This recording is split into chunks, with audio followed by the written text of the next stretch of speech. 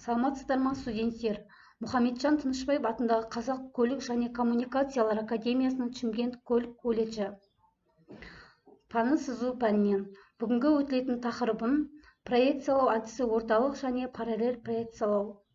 Сызу пәнінің оқытушысы мен Давжанова Гульсим.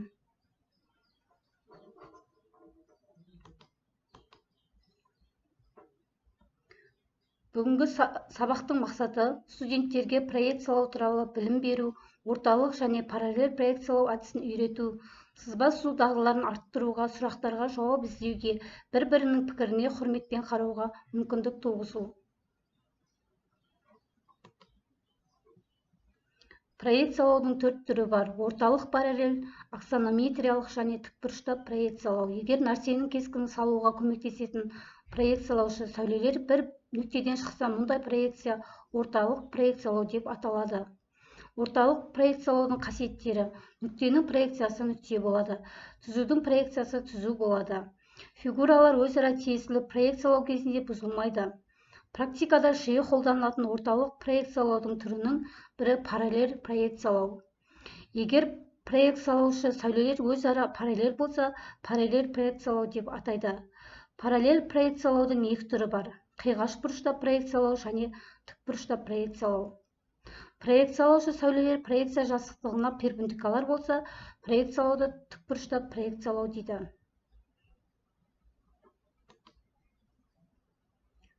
Параллель проекциялау кезінде қандай қасиеттер сақталғанына тоқталайық.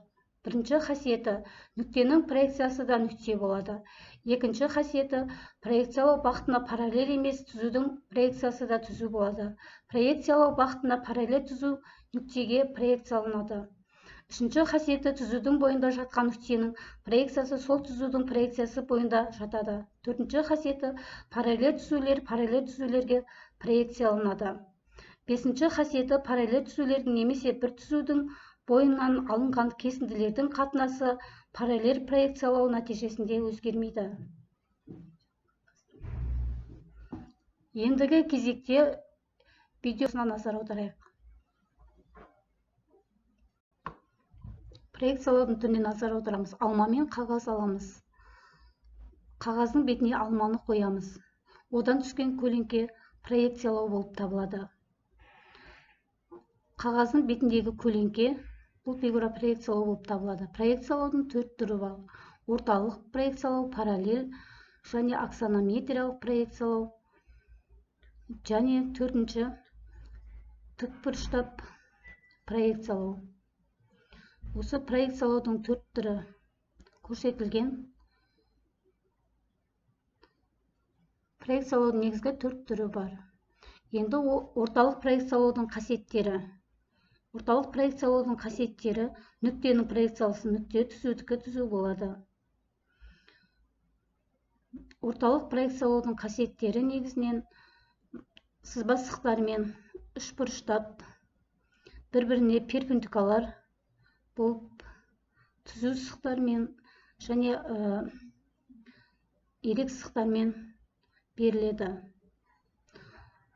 Орталық проекциялаудың негізгі қасиеттері: параллель және тік жазыққа проекциялау болып табылады. Бүгінгі өтілген сабағым проекциялау әдісімен орталық және параллель проекциялаудың жалпы түрлерімен, қасиеттерімен таныстық.